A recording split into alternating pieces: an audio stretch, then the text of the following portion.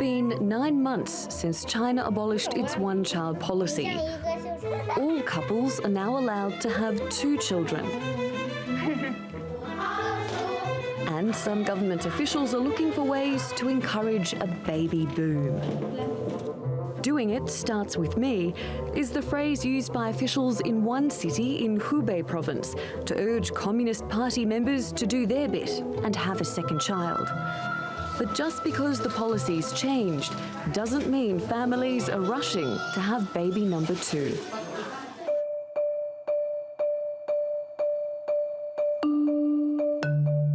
China is home to more than 1.3 billion people. But its size can't mask a very real problem. China's population is ageing. There are 222 million people aged 60 years or older. And the number of people of working age is shrinking. The government's steps to loosen the one-child policy in 2015 didn't bring the expected outcome. Officials predicted 18 million births, but there were only 16.55 million. Now, there are no legal barriers for couples to have 2 children, but there are social pressures. Rising costs for housing and education, increasing women's participation in the workforce, and the middle-class desire to raise a perfect little emperor or empress are all contributing factors. For an entire generation, 1 child has been the benchmark. The problems of an ageing population are not unique to China. But what is distinctly Chinese is that 3 decades of political policy has heavily influenced personal choice.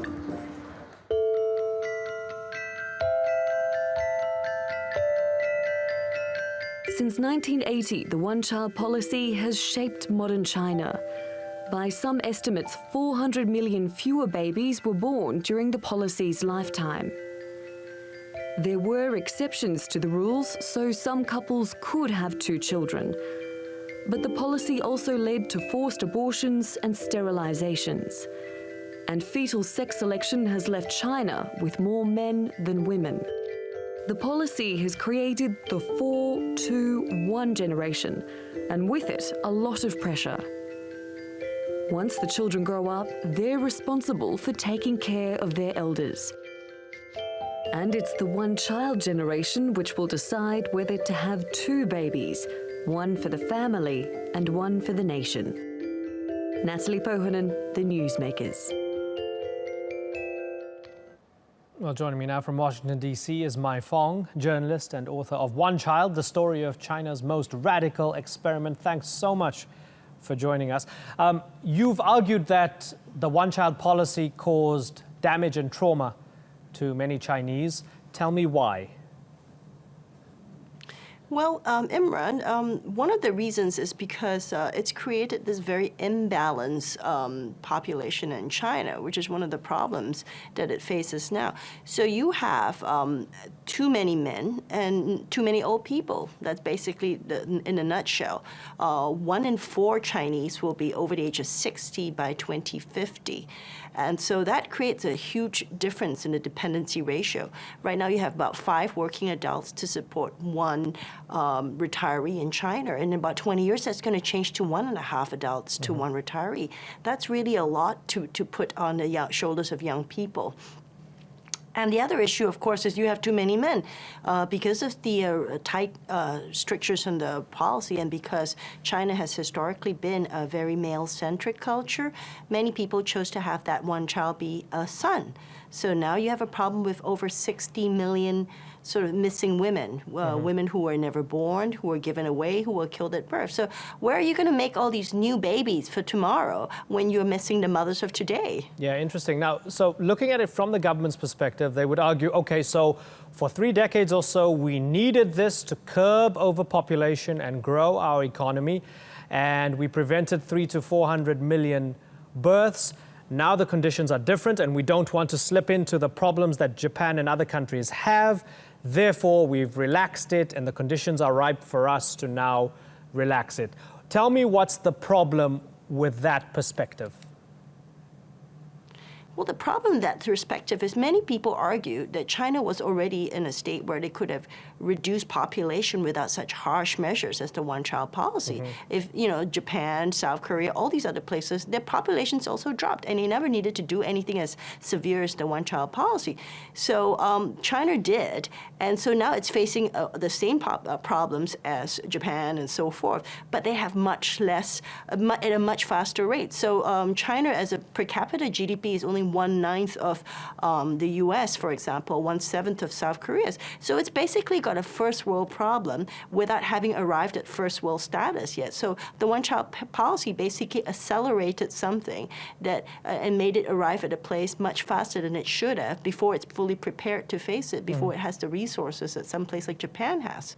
From all your research, do you believe that the state committed grave human rights abuses in enforcing this policy? I don't think anybody is able to really argue right now that there weren't severe, kind of measures taken. Forced abortions, there have been quite a few very clearly established cases where it was very clear that this happened. And I did talk to many family planning officials who basically told me that this was all sanctioned. There was a case as late as 2012 of a woman who was 7 months pregnant and taken away for a forced abortion. And what many people don't know is that none of these family planning officials who were involved in doing that were ever taken to criminal courts for this. Nobody was ever really punished for it. The only woman who was punished was the woman. Yeah, so they did this massive social engineering on a mass scale, very Marxist, very Maoist, tremendous scale of social engineering. Now they're altering it a little bit, and 9 months on, what does the evidence suggest? 9 months on, now that they've relaxed it a little bit, is it turning out okay? Well, the problem is, human fertility is not a dial that you can switch on and switch off so easily. So this was a problem they have. Now they are in a situation where they've gone from one-child policy to have one more child policy because they really do need workers to replenish the economy. But they are faced with a problem where they have over 30 years worth of propaganda that has shaped this society. So they can't switch and tell everybody, oh, no, the one-child family was the ideal too. No, you must have one child. A lot of this is stuck. So a lot of people actually do prefer to have just one child. They've been told that that's the best, that's the way. You can't just suddenly do a sudden switch. The second reason is it costs a lot of money to support the family structure so that people actually want to have more child. A lot of people say they can't afford it. China is no longer a communist country where education is free, for example. It's really quite expensive. So that's really hard. And the third reason is they're missing women. So how are you going to have more families when you have such an imbalance in the structure? You need mothers, and you've got a few more less mothers than you used to. Yeah, very finally, I just wonder what sort of reaction have you received from within China? I don't expect that more than 1 billion people would read the book in English, but any interesting reaction that you've received?